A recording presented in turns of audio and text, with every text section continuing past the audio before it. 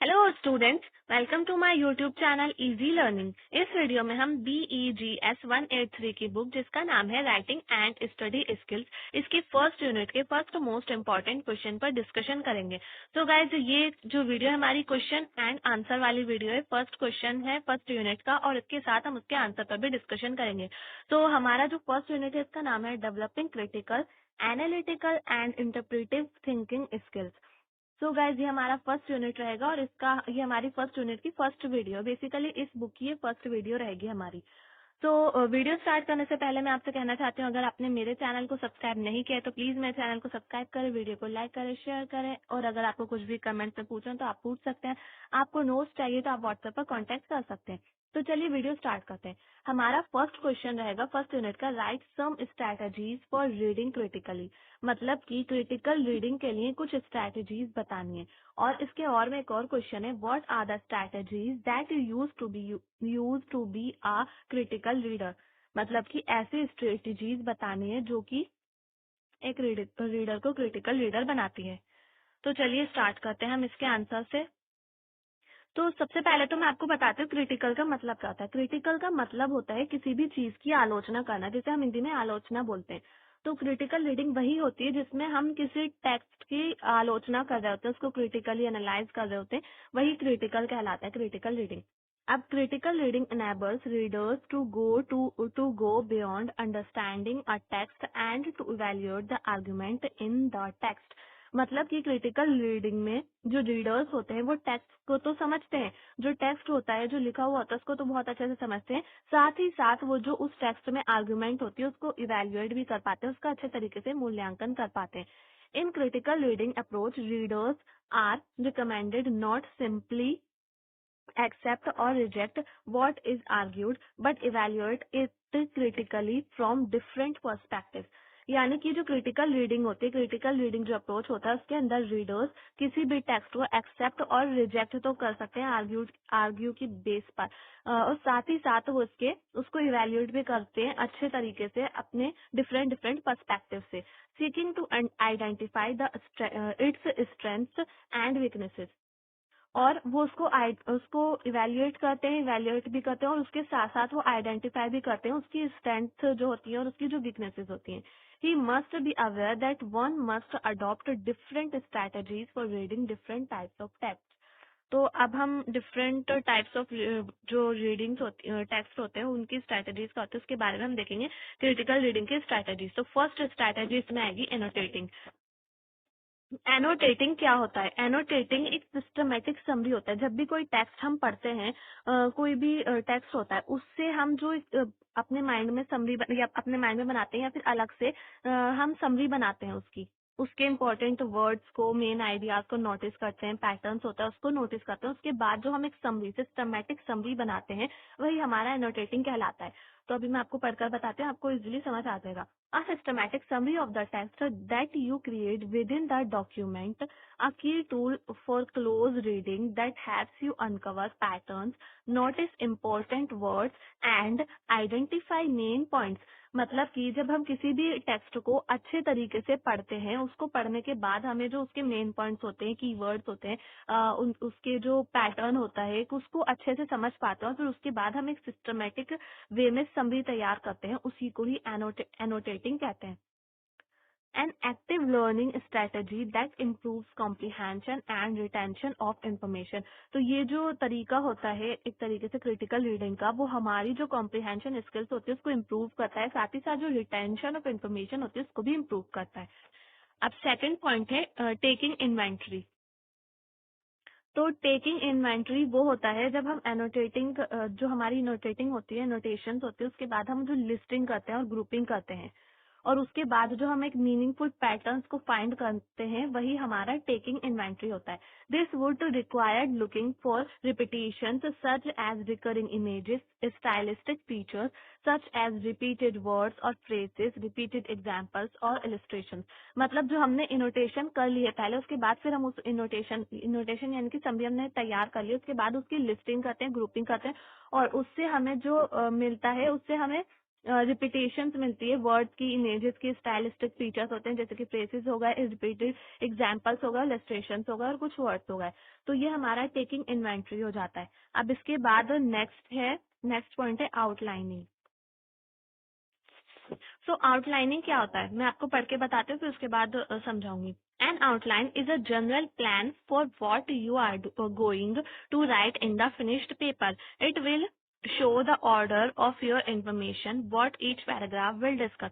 मतलब कि आउटलाइनिंग वो होता है जब भी हमारे पास कोई खाली पेपर होता है उसके ऊपर हम अपने जो जनरल आइडियाज होते हैं या फिर हमारा जो प्लान होता है जो हम लिख रहे उस पर लिखते हैं वही होता है। और उस पर हम क्या लिखते हैं, जो पैराग्राफ में हमने कुछ कुछ डिस्कस की होती हैं चीजें उनकी इंफॉर्मेशन लिखते हैं। तो वो हमारा आउटलाइनिंग हो जाता है। कुछ ऐसी इंफॉर्मेशन जो कि हम एक पेपर पर लिख लेते हैं ऐसे ही मतलब कि जैसे हम अपने नोट्स भी पढ़ रहे होते हैं अपने कॉलेज के भी, जैसे आप लोग पढ़ रहे होंगे तो आप भी कुछ इंपॉर्टेंट चीजें होती हैं उनको ऐसी मेन पॉइंट में लिख लेते हैं। तो वो हमारा आउटलाइनिंग हो जाता है। अब नेक्स्ट है summarising. It is defined as taking a lot of information and creating a condensed version that covers the main points. तो जो समराइजिंग होता है वो वही होता है जब हम जो इंफॉर्मेशन होती है हमारा उसको हम क्रिएट करते हैं, मेन पॉइंट्स बनाते हैं और जो टेक्स्ट होता है उससे हम कुछ कुछ मेन चीजें लेते हैं और फिर उसको समराइज करते हैं अच्छे से। तो वो हमारा समराइजिंग हो जाता है। Synthesising, integrating your own ideas with the information learned from other sources। मतलब कि सिंथेसाइजिंग वो होता है जब भी हमारे पास कुछ इंफॉर्मेशन होती है और उसको हम दूसरे और सोर्सेज से लर्न कर पाते हैं और ढूंढते हैं। जैसे कि हमारे पास थोड़ी बहुत इंफॉर्मेशन है उसको हम दूसरे सोर्सेज से, किसी दूसरी बुक से या फिर इंटरनेट की हेल्प से हम उसको और अच्छे से और ज्यादा इंफॉर्मेशन गेन कर लेते हैं और आइडिया निकालते हैं उससे। तो वो हमारी सिंथेसाइजिंग हो जाती है। अब है contextualizing, placing a text in its historical, biographical and cultural context। When you read a text, you read it through the lens of your own। तो देखिए कॉन्टेक्चुअलाइजिंग वो होता है जब भी हम किसी जो टेक्स्ट होता है उसको रीड कर रहे होते हैं तो उस टेक्स्ट को हम अपने मतलब अपने पॉइंट ऑफ व्यू से लेते हैं और फिर उसको रीड करते हैं। तो वही हमारा कॉन्टेक्चुअलाइजिंग हो जाता है। चाहे वो कोई भी हिस्टोरिकल हो, बायोग्राफिकल हो, कल्चरल कॉन्टेक्स्ट हो, उसको हम अपने तरीके से देख रहे हैं तो वो हमारा कॉन्टेक्चुअलाइजिंग हो जाएगा। Explain the significance of figurative language। This is when you examine how metaphors, similes, personifications, and other such literacy devices are used in a text to convey meaning and evoke feelings। मतलब कि इसमें हम ये देखते हैं कि जो metaphors होते हैं, सिमिलीज होते हैं और पर्सनिफिकेशंस होते हैं, ये सारी चीजों को कोई भी मतलब कि जो फीलिंग्स होती हैं उनमें हम कैसे इन सब चीजों के थ्रू हम अपनी फीलिंग्स को, अपनी जो मीनिंग्स होते हैं उनको कैसे कन्वे करते हैं टेक्स्ट में। तो ये हम इससे पता लगाते हैं लिटरेसी जो डिवाइसेस होते हैं उनका यूज कैसे किया जाता है। अब इसके बाद 8 पॉइंट है reflecting on challenges to our beliefs and values. So critical reading से हमारी ये हेल्प होती है कि जो हमारे कोर आइडियाज होते हैं, बिलीव्स होते हैं, उनको हम कंट्राडिक्ट कर सकते हैं, यानी कि एक तरीके से हम उनको खंडित कर सकते हैं। Instead of dismissing these, it would be a good idea to think again about your ideas and believe. और जो हमारा हम दोबारा से अपना जो एक गुड आइडिया होता है वो सोच सकते हैं हमारे पुराने आइडियाज और बिलीव्स के बारे में।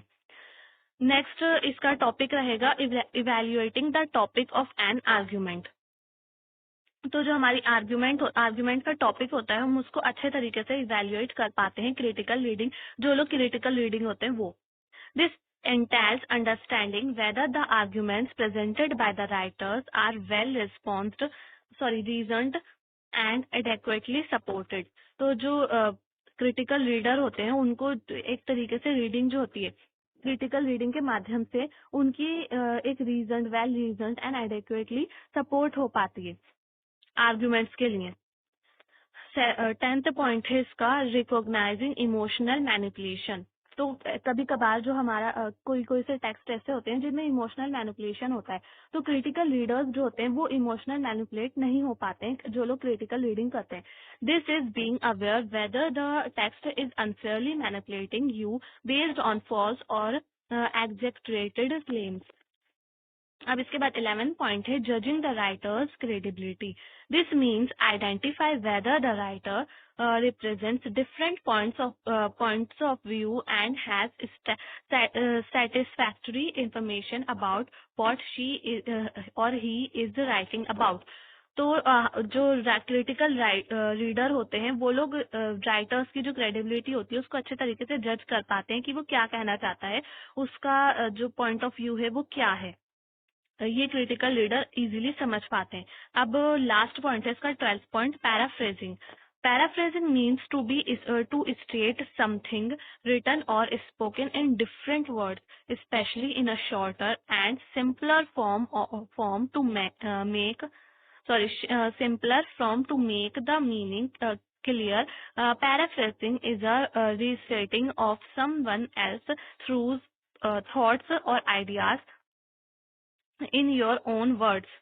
तो पैराफ्रेसिंग वो होता है जब कोई भी राइटर बोलता है या फिर लिखता है तो उसको वो डिफरेंट वर्ड्स होता है, उसको जब कोई क्रिटिकल रीडिंग अपने वर्ड्स में पढ़कर, अच्छे तरीके से पढ़कर उसको अपने वर्ड्स में लिखता है, अपने जो आइडियाज होते हैं उनके अपने जो थॉट्स होते हैं और अपने आइडियाज के माध्यम से उसको अपने वर्ड में बनाता है, तो वो पैराफ्रेसिंग हो जाता है. सो गाइज, ये हमारा लास्ट पॉइंट था इस क्वेश्चन का और ये हमारा फर्स्ट क्वेश्चन है इस यूनिट का. सो इसके बाद हमारी नेक्स्ट सेकंड क्वेश्चन की वीडियो में अपलोड करूंगी. तब तक के लिए आप प्लीज वेट कीजिए और आप मेरे चैनल को सब्सक्राइब करिए और वीडियो को लाइक करिए, शेयर करिए. थैंक्स.